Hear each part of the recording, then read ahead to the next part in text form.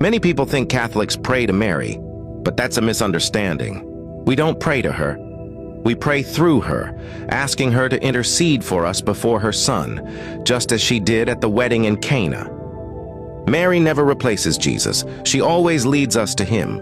When we say, "Holy Mary, Mother of God, pray for us," we're simply asking her to join her prayers with ours. It's the same way you might ask a close friend to pray for you. So no, we don't worship Mary, we honor her. She is the Mother of God and the greatest model of faith. If you believe Mary should be honored, type Amen in the comments. Proudly Catholic.